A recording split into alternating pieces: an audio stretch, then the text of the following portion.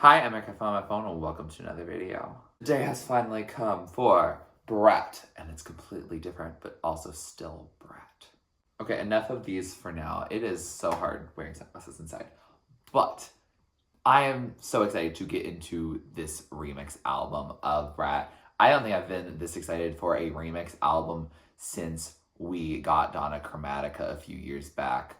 A legendary project. And I think this one could top it in terms of how iconic. There's a lot of names on this project and a lot of big names. We have Ariana Grande, we have the 1975, we have Addison Rae, Robyn, Billie Eilish, Lorde. So many people are on the same remix album, and I'm very excited to see how it all turns out. If you want to hear my thoughts on Brat, the original album, I did a painting video actually on it. The final product, spoiler alert, is just right behind me. But I am so excited to get into this remix album. I've been eating it up. Girl So Confusing, the Lorde version, and the guest featuring Billie Eilish have been tearing it up at the clubs, and I've been trying to go to clubs lately, so it's been great.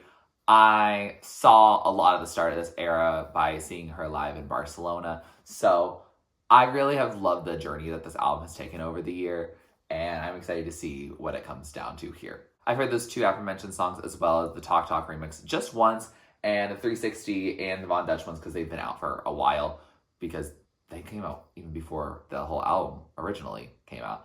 But I have kept those listenings to a minimum because I know I wanted to get a full feeling about it when I listened to this whole project. So I'm ready to get into it if you are, so let's just dive right in. Track number 1 is 360 featuring Robyn and Young Lean, a song I've heard, but a song I'm excited to hear again. It does stay with the classic 360 sound. I like that Charli XCX gets a different verse in it too. Since 1994. Didn't even have an email. Damn.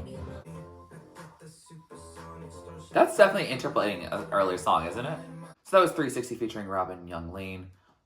A great start to this remix project. It's been a minute since I have heard that song, and I remember it being okay, but I love the song 360. It's one of my favorites from Brat, so I can see why I went with the original one over this. I think it kind of takes too much in a different direction for me to enjoy it as much. I like much more from the song rather than just the beats. I like that they're saying their own version of I'm Your Favorite reference, also referencing how they've been iconic in their own ways. And it's cool. I like their braggadocious side, but it's not necessarily the version of that message that I'm going to probably listen to in the future. Track number 2, Club Classics featuring BB Trickz. Ooh, I kind of like this beat.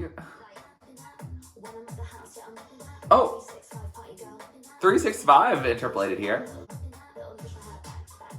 Oh, I like that. Okay, this must be BB. Cool. Hey, I'm a brat when I'm bumping that. So it's Club Classics featuring BB Trickz, and that felt like a mashup of Club Classics and 365. So interesting that we got that. A brat when I'm bumping that. And yeah, there was definitely 365 Party Girl in it, which cool. I love some interpolation. And it seems like at the club, it seems like they don't care too much about 360. They care a lot more about 365. I heard 365 in like several different ways when I went to the Brat night, but I heard 360 not a single time. So funny how that worked out. But yeah, I thought it was fun. I like the feature on it. I thought BB Trickz was the one producing it. So I don't know who is changing the production up on these songs as well, because they are definitely, you know, doing something different here. I think I enjoyed that more than the original. I like how it hit. I don't really care for the original all that much. I feel like it's a little repetitive and just, it exists on the album and I get the point of it being there, but it's not necessarily a song I pick out as a standout in the lineup. This one I enjoyed more. I liked some of the beat drops. They were really cool. So yeah, I could see myself listening to this one again. Track number 3, Sympathy is a Knife featuring Ariana Grande. I'm very excited to hear how this song sounds because I thought this song was about Taylor Swift. I'm pretty sure everyone else thinks it about her. So I wonder if Ariana Grande is going to touch on a similar vibe or kind of take the side of a bigger artist that Charli XCX might be comparing herself to. Ooh, okay, they already changed the production up. Charli, you totally changed. Oh, is this Ariana Grande? When you're so pretty, they must be fake. Oh. Oh. We got some droning sounds here. So that was Sympathy is a Knife featuring Ariana Grande. That feels like a completely different song. Message-wise, there are some tone elements of it. Definitely the chorus kind of mimics kind of like an undertone of what is in the original. It feels like she is more in a wallowing of pitying herself a little bit more. That it's a knife when they're saying, oh, you've changed, or you don't like the new her as much as you like the old her. And it talks about other industry things that I don't think is as direct as what it seemed like it was in the original Sympathy is a Knife. It feels like it's more about how people are actively affecting her rather than the person in particular that could be affecting her. It got experimental towards the end part. I didn't know what to make of that. I think Ariana Grande kind of put her little flares into it. There was definitely some harmonization, and definitely it felt Ariana Grande-esque, but I've never heard her on such an experimental sound, so that was more interesting to hear from her. But the first one seems like it's linked to Taylor Swift. This one doesn't seem like it's linked to Taylor Swift as much. It feels like it's on a completely different note about being like, oh, you've changed and all that. And I don't know if either of them, it doesn't seem like that to me has happened over the course of time. If I'm thinking about pop artists and people who dabble in the pop landscape, I would not say Charli XCX and Ariana Grande are the two that have really changed drastically throughout. I guess Ariana Grande from her earlier work to maybe like Dangerous Woman, Sweetener. But like, I think since Sweetener, she's been, I think, similar in the public eye. But that's my perception on it. And Charli XCX, I always have thought of her as a 365 party girl.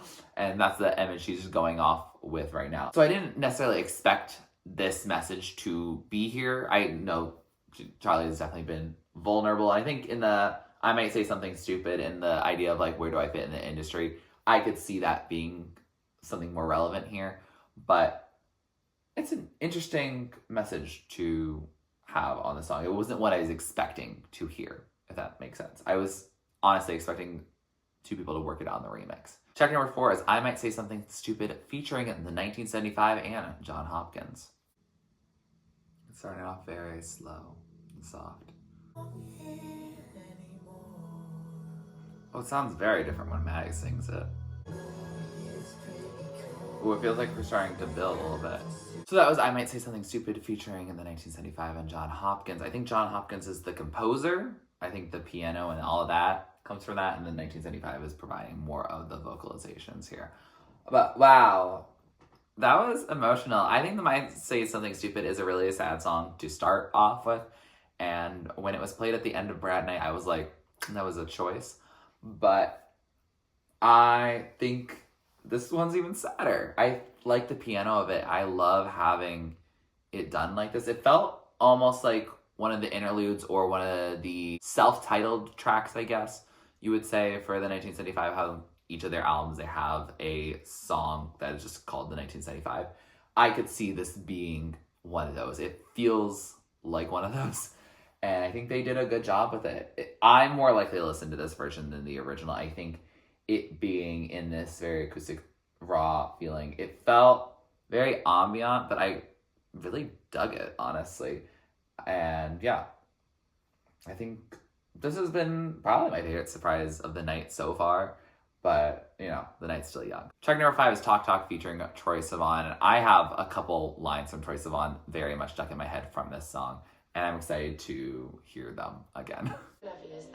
Oh, yeah. Dua Lipa. I didn't know she also knew Spanish. Yeah, let's build up. Here's the plan. To me in Spanish, talk to me in your own made-up language.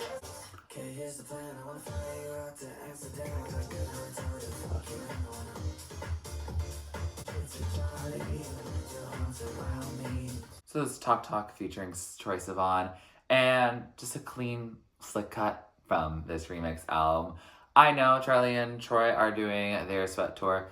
It didn't line up in my schedule for me to go, but I did see Charli, right before Brat came out, and Troye Sivan. I think I would like a concert from him, but there's been a lot of concerts I wanted to see this year, so I've been prioritizing those, unfortunately, over his. But I could see them playing the song live, doing amazing work. I'm sure they have by now. And it makes sense that since they've been on tour together, it makes sense that they did a collab. I know they've collabed to 1999 and 2099, I think is the name of the last song on the self-titled Charli record. But it made sense for this man to get on this record as well. Von Dutch A.G. Cook remix featuring Addison Rae. I have heard this, but it's been months. This is definitely a little bit lower in the octave.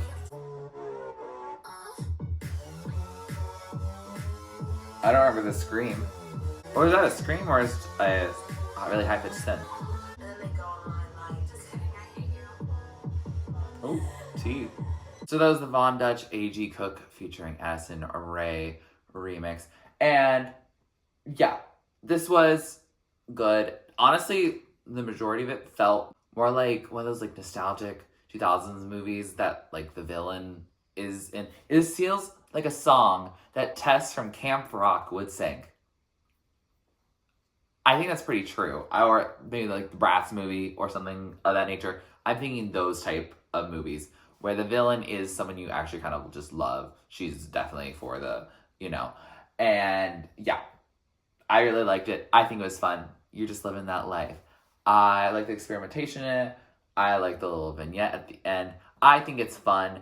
I think it makes sense that someone like Addison Rae would be on this song. Someone who has a lot of people who hate her for seemingly no reason. There are certain reasons why you could be annoyed. For example, like the original choreographers of the TikTok dances are not getting credit where she is. I could see that. You could say, oh, someone getting a platform for not doing what you consider a lot. I understand that. But hey, you're the one who is giving her views and comments and liking or just following or stalking her page. That's on you.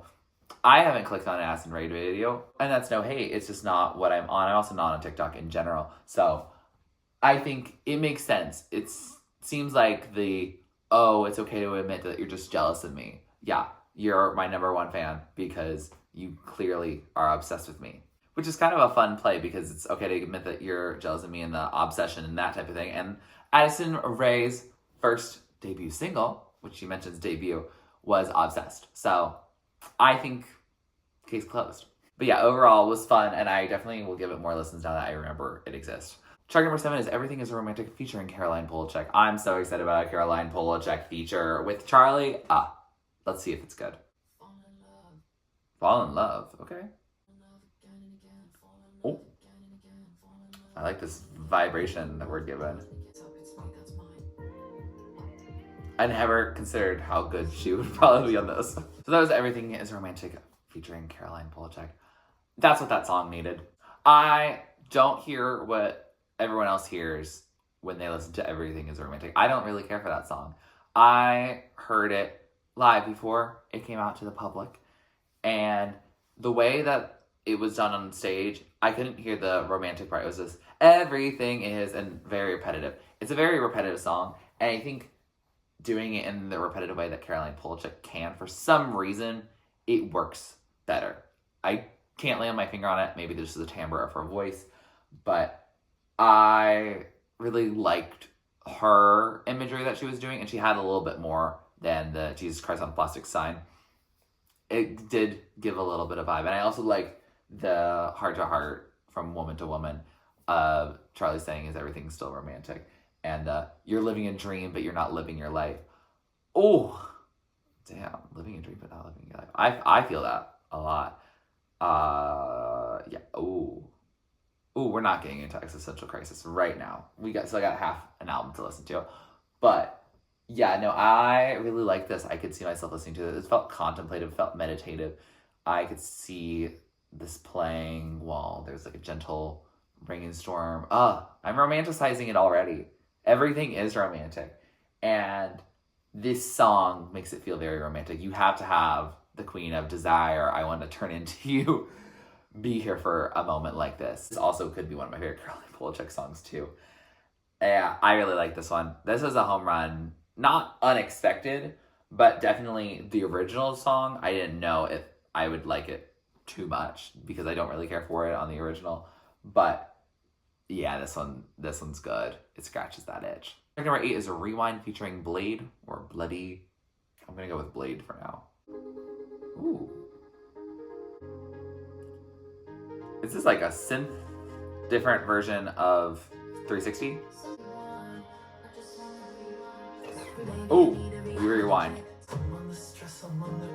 I'm under stress and under pressure, yeah, vibes.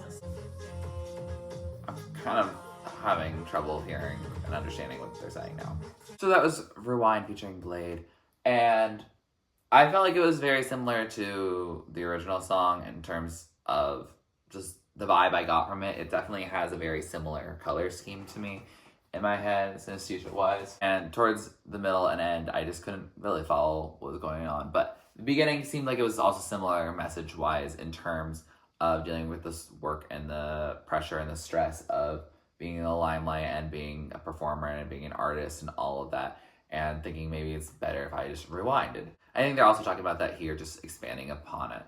I don't listen to the original Rewind all that much, and I feel like because of how similar it is, I probably also won't necessarily reach for this one as much either, but it is a good time. I enjoyed it. I had a good time. It just isn't one that stands out by any means, and I don't know if it was meant to either. Track number 9 is So I featuring A.G. Cook.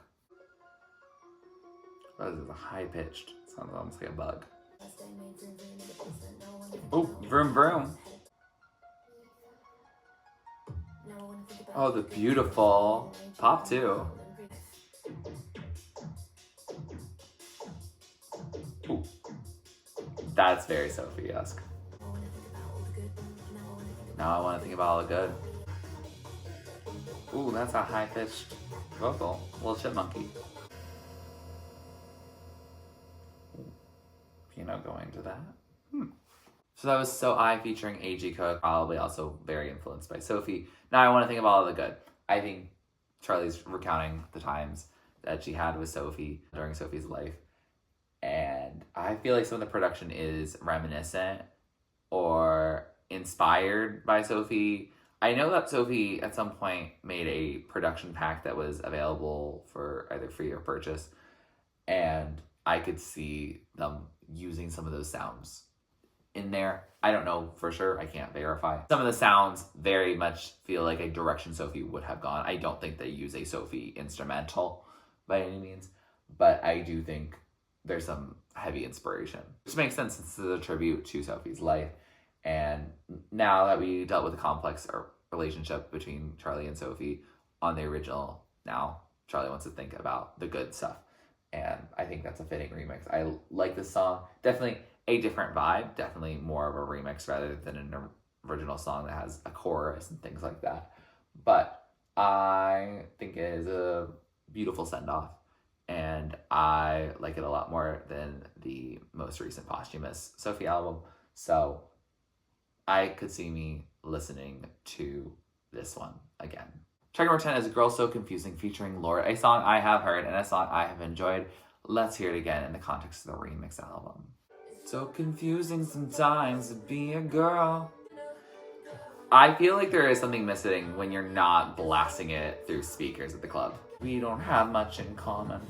They say we've got the same hair. Let's work it out on the remix. Cause I ride for you, Charli.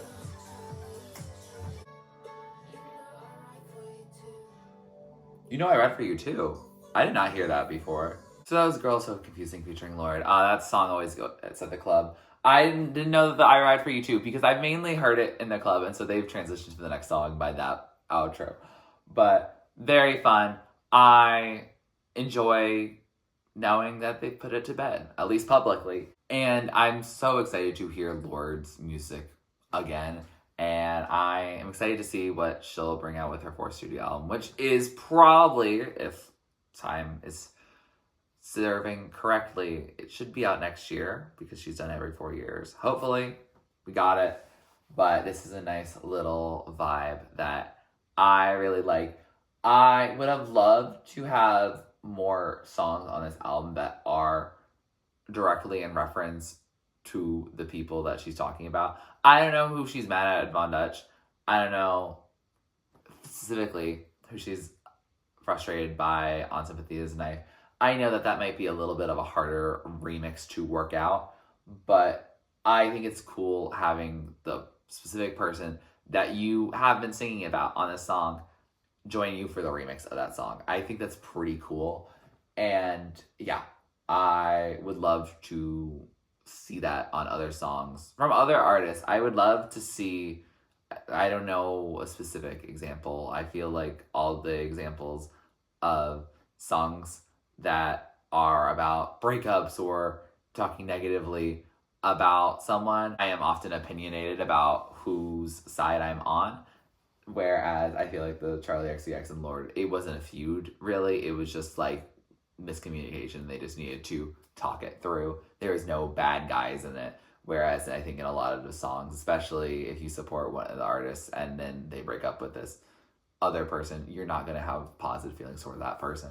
So I think it's a little more complicated, I guess. Point is that it feels very meta to have a featured artist be who you were singing about in the song itself and have it be a full conversation that is fully much about real life and not in a sense of, oh, you have this random woman, this random man that have collabed together and are making it like they're in love when they're not. I like the meta nature of it. I like when songs are giving a kind of a wink and a nod at the camera, per se, or breaking the fourth wall. I think it's cool. And so I like the concept of this remix. And I don't listen to the original, like, at all. This is the song I will play if I'm going to pick a Girl So Confusing. Track number 11 is Apple featuring The Japanese House. I'm looking at you so long that I only see me 360. When you're in the mirror, you're looking at me. So now that when I go home, it doesn't feel like home. Ooh, girl. So that was Apple featuring The Japanese House. That just felt like a vibe. It kind of washed over me. I feel like I didn't have much change over time there. It seems that, you know, she's still dealing with family stuff and she's seeing how the apple doesn't fall far from the tree. And again, a lot of the messages, it's just an expansion upon it. It's a little more repetitive than I would say she's had on some other songs here. I feel like some songs expand a lot and some songs really are just how can we expand on a little vibe that we had in the song. This feels like a remix in that you're focusing on a couple elements from the original and then just kind of going from there. I think I liked it, but it definitely isn't something that's making an impact as much on its first listen. Track number 12, B2B or Back to Back, featuring Tinashe. I'm so excited for Tinashe being on Brat. Tinashe is Brat. I'm so excited to just hear what they've cooked up together. Oh, okay. Oh, so you're just making different songs at this point. 15 countries in 4 days. For what?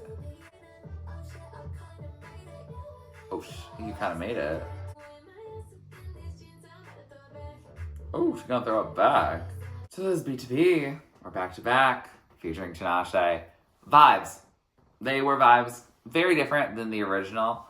I think I like the original better. I love Back to Back, the original, though, so it was tough to beat. But I think it's a good vibe. I think Back to Back in terms of you're traveling a lot, you're having back-to-back flights, back-to-back shows, back-to-back all of that. How do you do 15 countries in 4 nights? Besides Europe. You must be in Europe. Well, I guess she's from the UK, so I guess that makes sense. But also, what are you doing in 15 different countries over that time?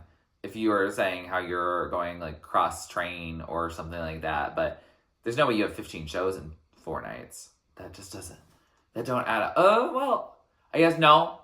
In the words of Lady Gaga, a bar, a club, another club. Okay, I can see 15 shows, 15 countries. Yeah, you really would have to be in Europe probably for that. There's no other place where the countries would be that small that you would travel that quickly. Yeah, and even then, I'm trying to do the math. The math is not mathing in my head right now. Tinashe is a welcome appearance. She's talking about throwing it back also, but also it seems like she and Charli have collabed before. I thought I heard something about Boom Clap in there. I don't think Tinashe was part of that, but maybe I'm wrong. Have Charli and Tinashe collab before? If so, cool. I will definitely revisit those songs because I would love to hear that. I'm trying to get more into Tinashe because I know everyone sleeps on her, and I'm trying not to do that. If you want a one song recommendation, my personal fave from her is Undo, in parentheses, Back to My Heart, from her amazing 333 album. That entire album is very good, but that song really just gets me.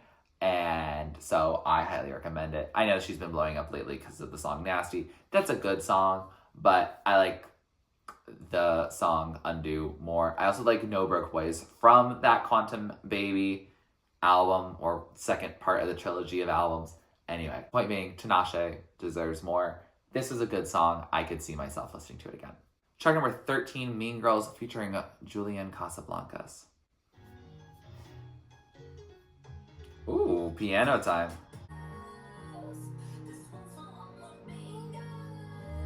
What is that vocal effect?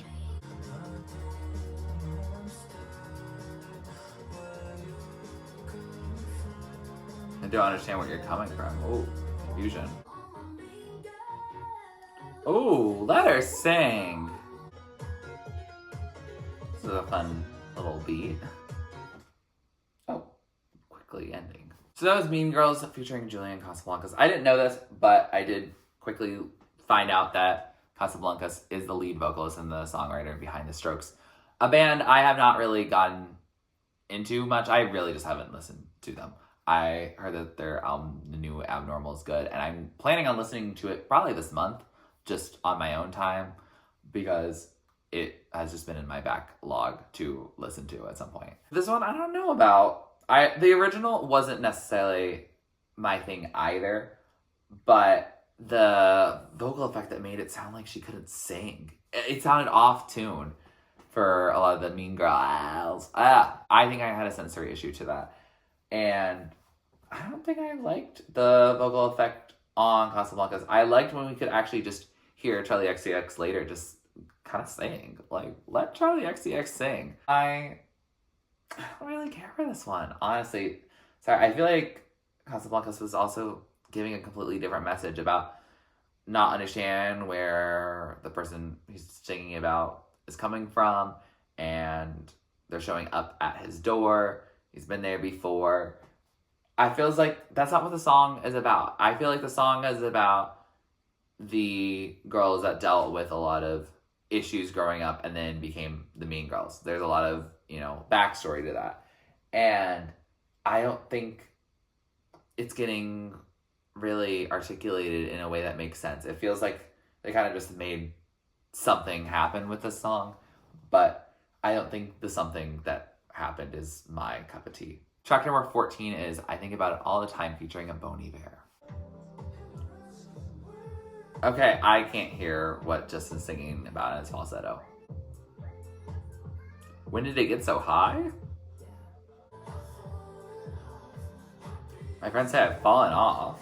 So that was I Think About It All the Time, featuring Bon Iver. And did I understand what Bon Iver was singing for the majority of the time? No.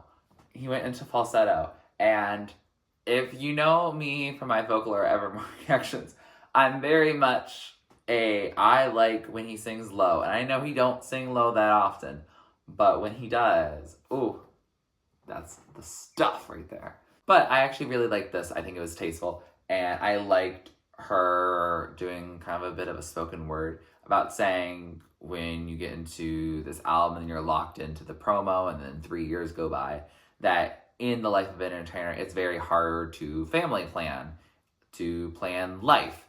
And, it's not like pregnancy is something you immediately know how it's going to work out. And I know that, especially for women in the industry, that is very tough.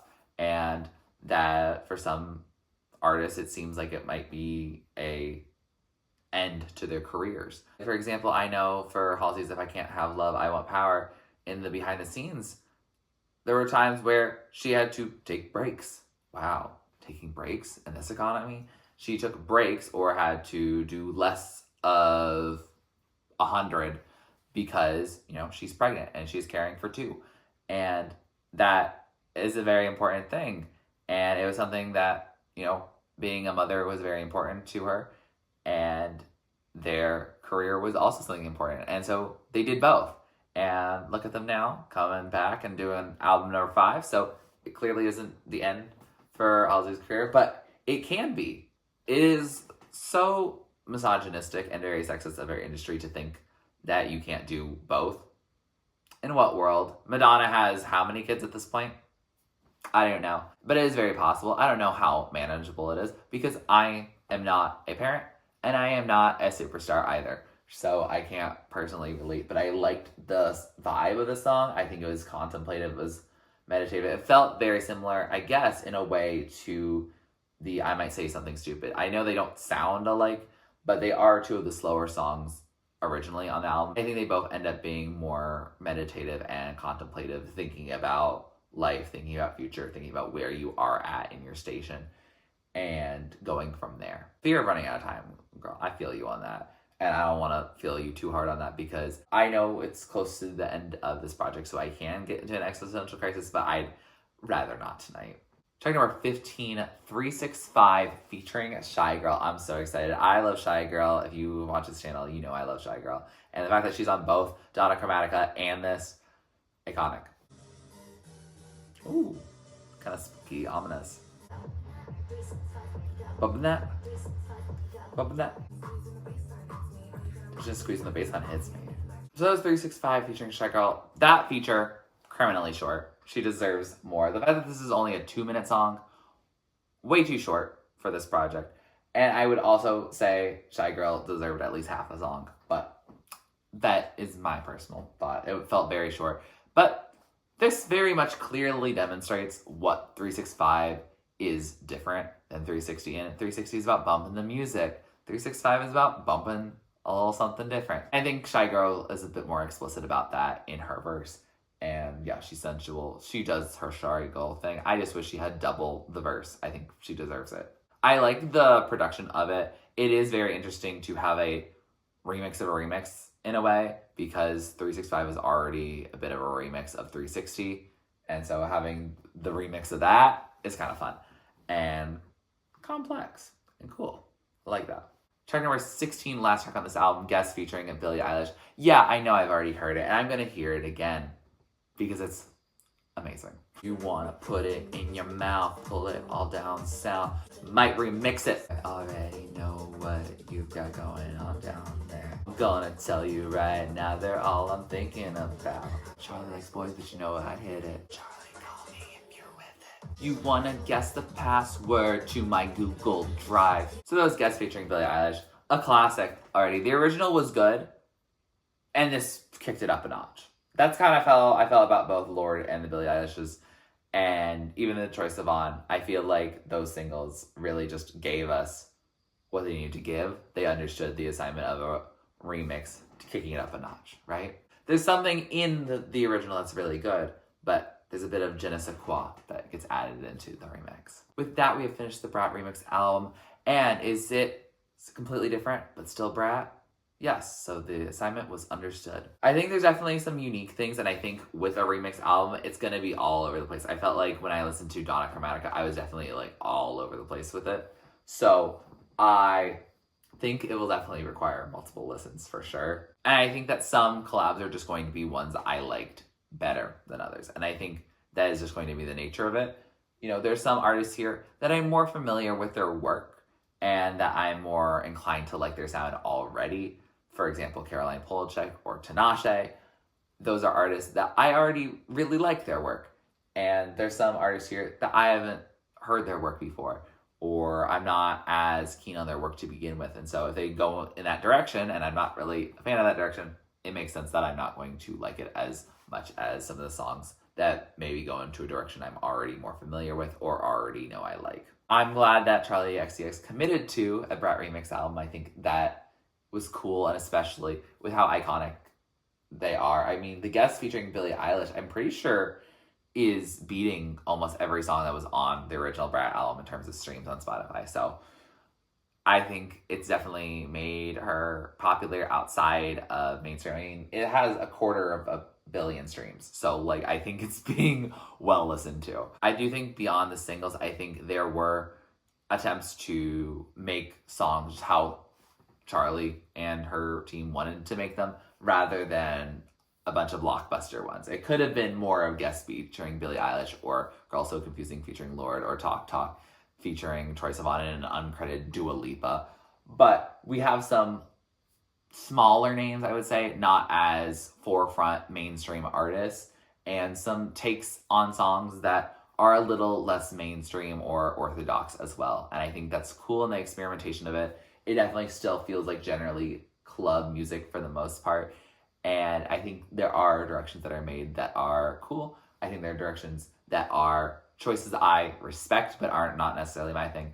And there are some choices that I'm like, okay, we're going to move on. I think Charli XCX has had a great year for her career.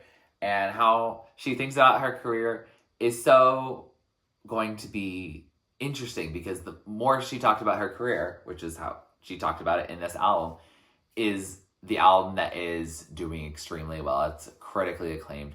It's doing well sales-wise, I think, too. So I am excited to see where she goes from here. I hope she does do what makes her happy personally as well. Make sure that she's in a good mental health space, that she's in a good physical well-being, that if she wants to have a family, that she does, and that she doesn't feel like she has to pick between her music career and her personal life, because one shouldn't. So I very much respect the fact that she did an album and then remixed the whole thing. That's pretty impressive in its own right, especially in such a short turnaround as well. I think Donna Chromatica was a whole year, whereas this was from June to October. So not bad. 4 months, and I don't think that was originally planned either. I'm very grateful for this project, and I'm excited to hear your thoughts. I think it's going to be all over, and I definitely needs another listen from me before I give concrete thoughts on any song. Much like with my Donna Chromatica reaction, I can see that there are songs here that could make it into the main playlist, some that are going to make it to the remix playlist because they work well but just as a remix, and some that I'm just gonna probably just leave off of both. And so I'm going to put that on the screen right now.